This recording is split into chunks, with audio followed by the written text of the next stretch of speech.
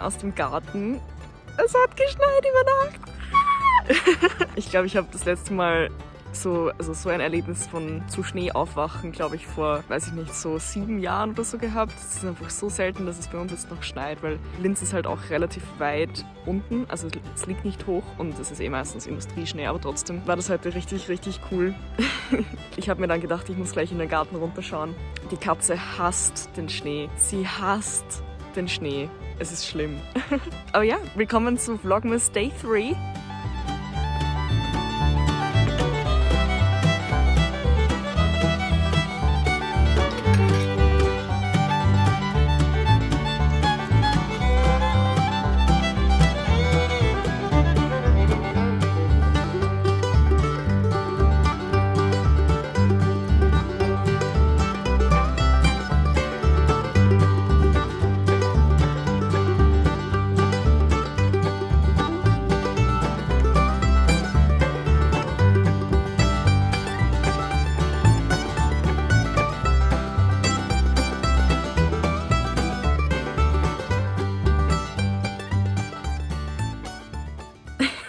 Könnt ihr meine Müsli-Sammlung sehen. Ich mache gerade Pol. Ich habe das gestern angefangen und nicht ganz fertig gebracht. Die Themen, die wir ausarbeiten müssen für heute, am Abend tatsächlich, sind das WHO-Stufenschema zur Schmerztherapie, zur Tumorschmerztherapie, aber es kann auch auf andere Schmerzen angewandt werden und was eine Patientenverfügung ist. Und ich habe mir gedacht, ich zeige euch das ein bisschen. Mit der Patientenverfügung bin ich noch nicht ganz fertig, aber mit dem WHO-Stufenschema. WHO ist, glaube ich, jedem ein Begriff und die hat sozusagen eine Art Leitlinie herausgegeben, an der man sich orientieren soll, Schrägstrich kann, was so Schmerztherapie anbelangt. Schmerztherapie ist halt ganz ein großes Thema bei den TumorpatientInnen und auch bei anderen PatientInnen, die darunter sehr leiden. Und es ist halt schwierig, jemanden schmerzfrei zu bekommen, aber mit diesem Stufenschema kann man sozusagen geordnet vorgehen und wenn die Schmerzen schlimmer werden, kann man quasi in die nächste Stufe gehen. Bitte ignoriert meine furchtbare Handschrift, aber ja, so schreibe ich halt. Also hier ist das Stufenschema. Schmerztherapie ist eben entwickelt worden zur Behandlung von Tumorschmerzen, aber auch für andere Schmerzen und das ist eben dieses Stufenschema. Beim ersten Auftreten von Schmerzen würde man mit der ersten Stufe beginnen. Das sind die Nicht-Opioid-Analgetika. Opioide sind halt sehr starke Schmerzmittel. Es geht rauf bis zu Morphin. Man probiert es immer zuerst mit den Nicht-Opioiden, weil natürlich ein Opioid irgendwie auch eine Belastung für den Organismus darstellt und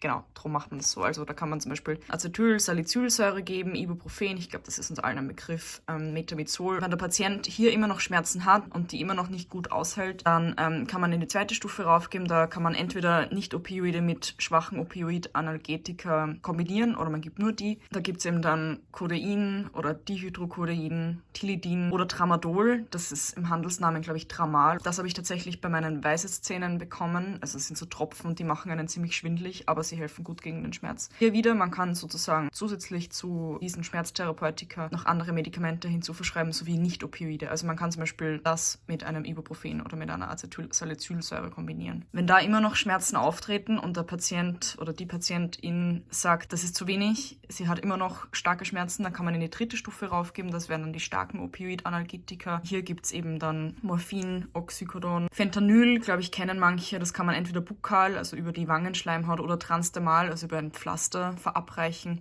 Hier wieder entweder Adjuvantien dazu oder nicht Opioide. Man sollte Opioide an und für sich nicht miteinander kombinieren, weil sich die Wirksamkeit sozusagen auflösen kann oder abschwächen kann. Das heißt, man sollte, wenn man schon da ist, dann eher hier auch bleiben sozusagen, also nicht das und das kombinieren. Eine Patientenverfügung ist sozusagen ein Dokument, das kann man erstellen. Gerade wenn man älter ist, haben das relativ viele Leute sogar, dass man dann zum Beispiel nicht mehr reanimiert werden möchte, wenn man mit einem Herz-Kreislauf-Stillstand aufgefunden wird oder so. Und wenn man die Patientenverfügung bei sich hat oder wenn man da in diesem Register registriert ist, dann bestätigt man sozusagen die Verweigerung der Behandlung. Genau, und da müssten wir auch ein bisschen was ausarbeiten. Die gelten 8 Jahre und dann muss man die erneuern. Heute habe ich neben meinem Poltermin ganz am Abend außerdem noch einen Augenarzttermin. Ich habe mir gedacht, ich gehe wieder mal zur Kontrolle und habe angerufen und war irgendwie nicht sicher, ob ich überhaupt einen Termin bekomme jetzt momentan. Aber die Dame am Telefon hat dann gesagt, ja, wann würden Sie denn gern vorbeikommen? Dezember haben wir noch frei. Und ich so, wow, okay, so bald. Ich bin irgendwie gewohnt, dass man auf einen Augenarzt 3 Monate wartet. Check-up und ich hoffe, dass sie auch meine Sehkraft testen. We'll see, we'll see.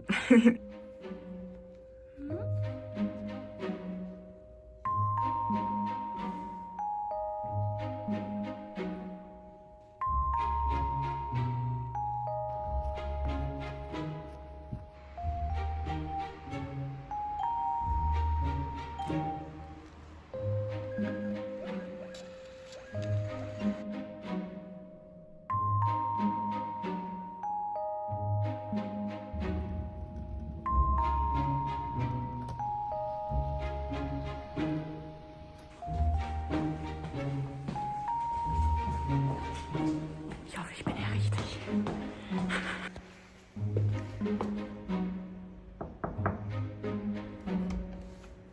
Das ist gut.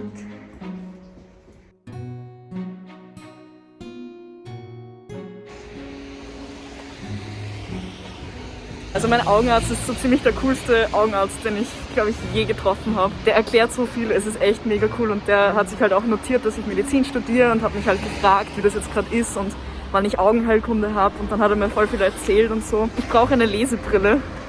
Und er hat mir halt den ganzen Mechanismus und die ganzen Testverfahren und so erklärt.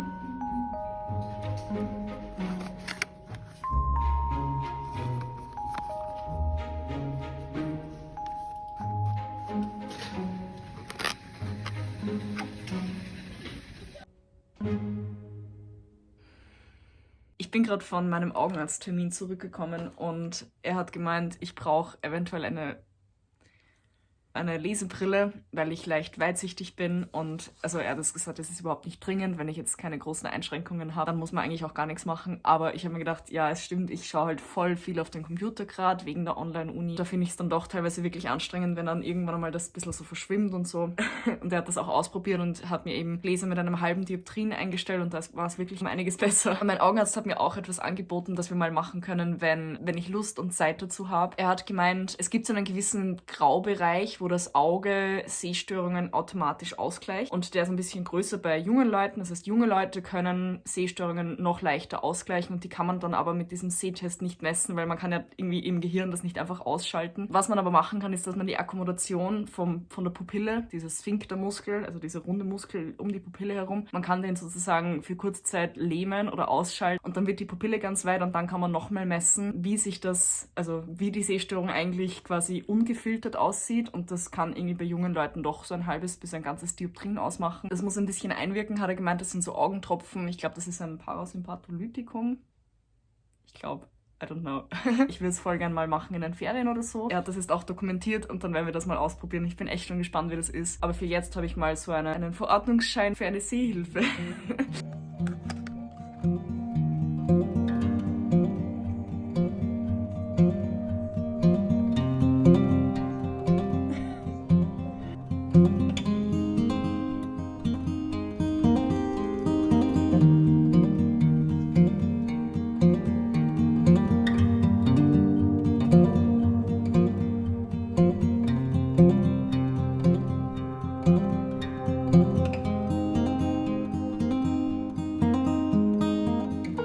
Das war Tag 3 von Vlogmas 2020. Ich hoffe, euch hat das Video gefallen. Wenn dem so ist, dann gebt mir noch ein Like und abonniert meinen Kanal, damit ihr keine weiteren Videos mehr verpasst. Und wir sehen uns morgen.